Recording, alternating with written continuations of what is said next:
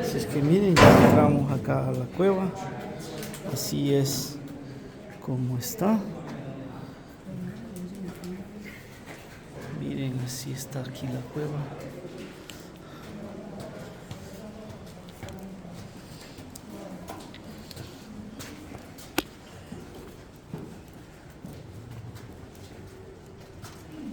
Así es de que vamos a ponerle más luz para que se pueda ver mejor.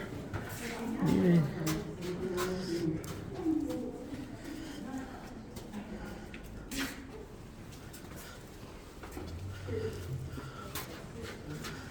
Miren, así es como está. Estos son los minerales que él habló. Así es de que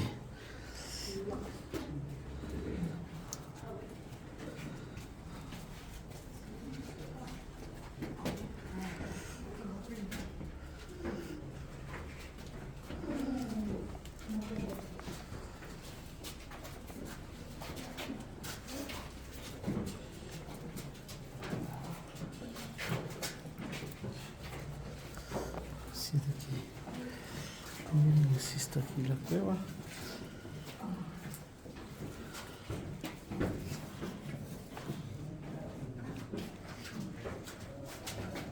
Le han puesto luces para que se pueda mirar.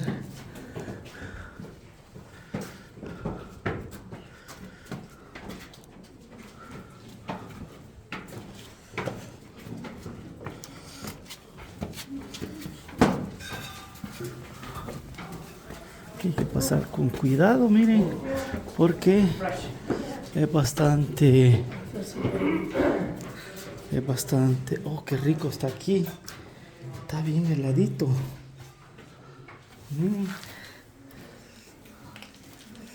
Yo soy el último ahora, así de que, miren.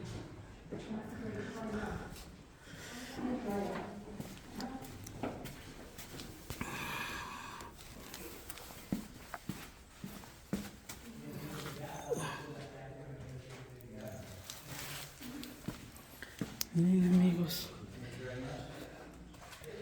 This really helps us all see what we're going to talk about just in a moment.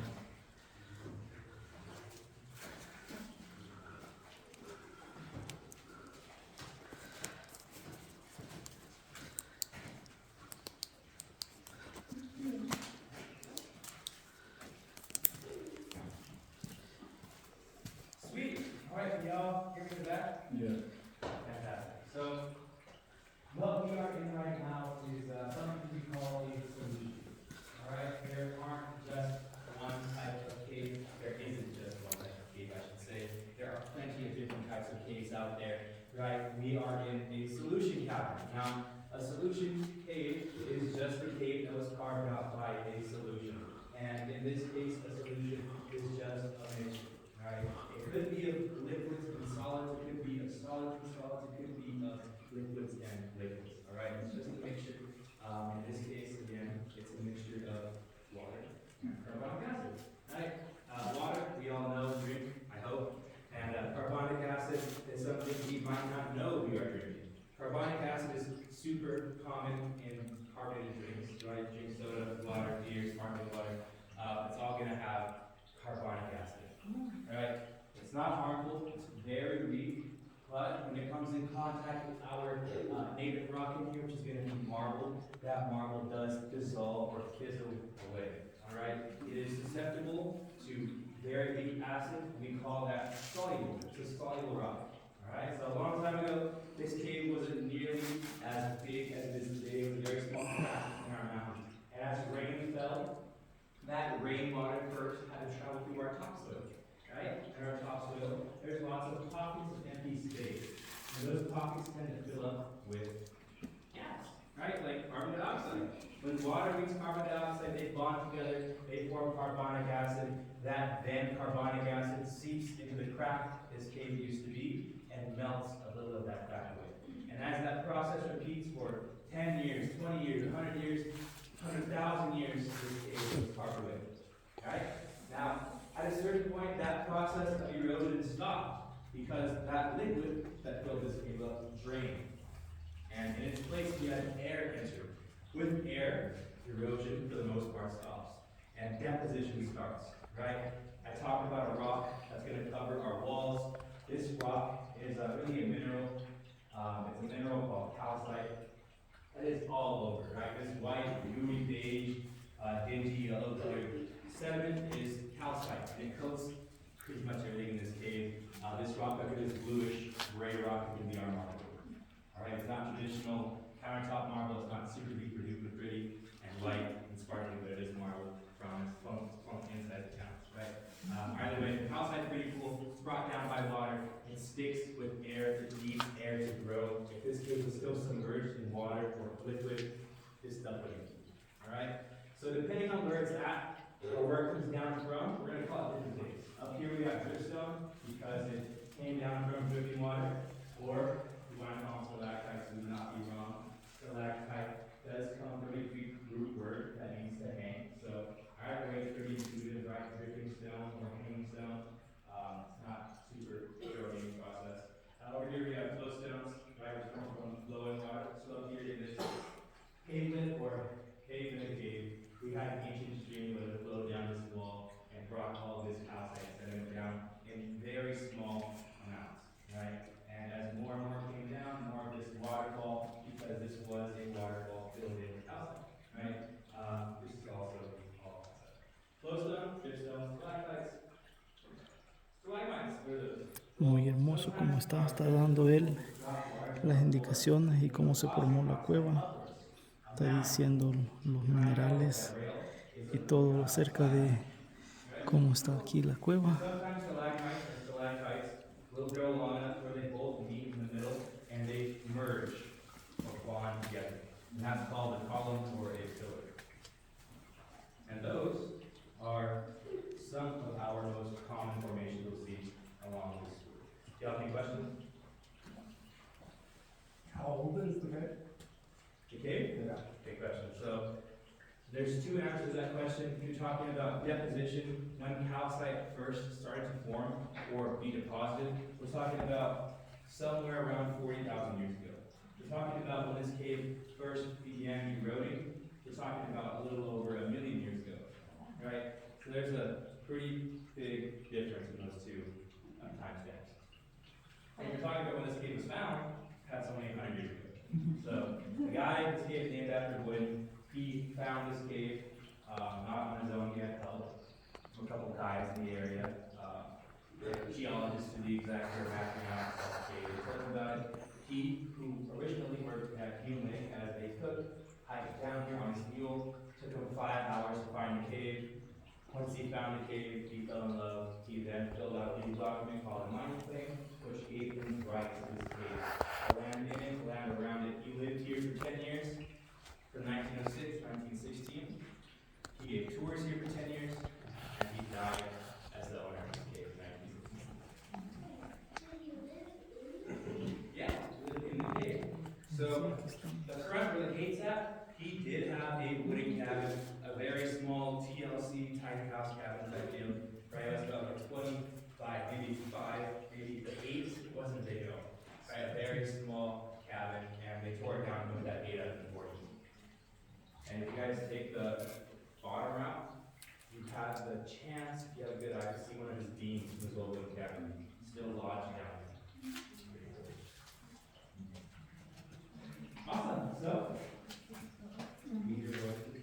Those aren't those. We do have two tours in the cave at a time. So, they're going to be editing. We're going to stay here, chill out, relax. If you have any questions, let me know. If not, that's cool too. Before they get really loud, they are going to get loud. I want to show you one more formation. Alright? Up here we have what are called ribbons. So, these mainly like Californian, Boyden like ribbons. Right, that's what they're called, ribbons.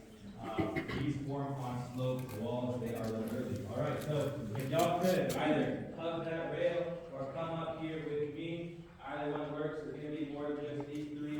Come to the dry route. Alright, so if we see more, same deal. You're welcome to come up here if you want to, you don't have to. But if you want to, I don't mind. Alright, just make it to the rest. What's the second one?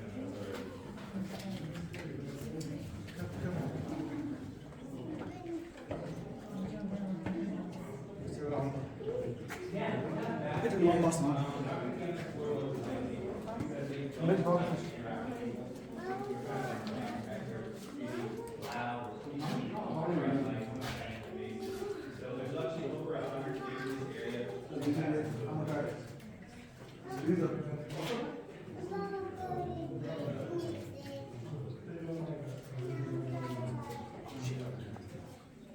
Yeah, ribbons. Ribbons are these thin strips. They start out as trails of calcite, so instead of dropping straight down, the water will slide down slope and leave behind a thin trail of calcite. As more and more water comes down, bridges form. Alright, those are ribbons. Sometimes those will happen on our ceiling. We'll look at trails of calcite, and if those trails of calcite gain enough water flow, they'll grow into what we call curtains, and those are over here. Yeah.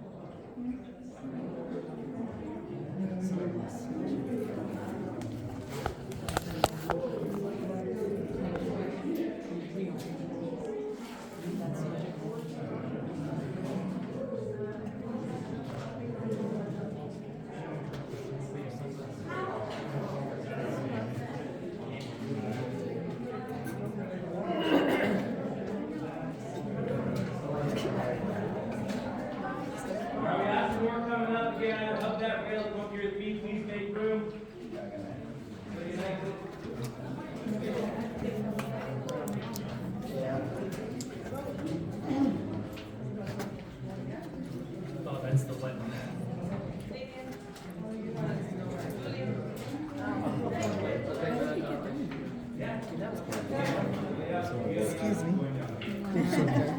I'll try to help those people.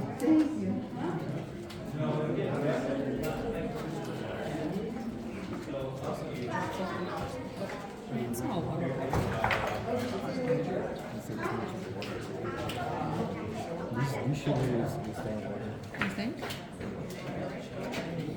Not like heavy work.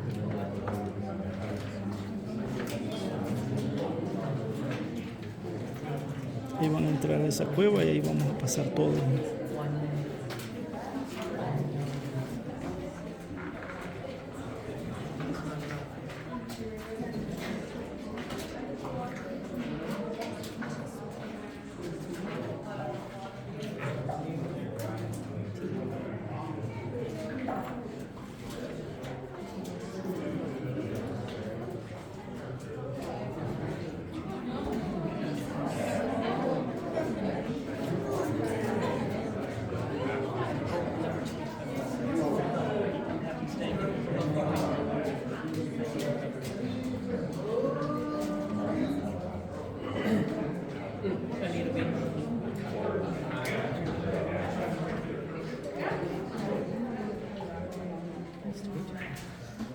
Sorry. Miren amigos, miren, así es como está aquí la cueva. Miren qué precioso.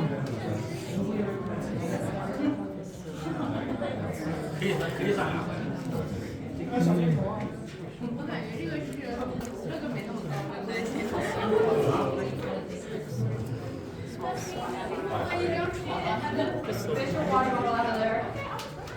All right, so watch your heads, watch your step. Low ceiling, sorry about that weight. We're gonna get a move on, all right? Please be careful. Please be careful going down that plateau as well.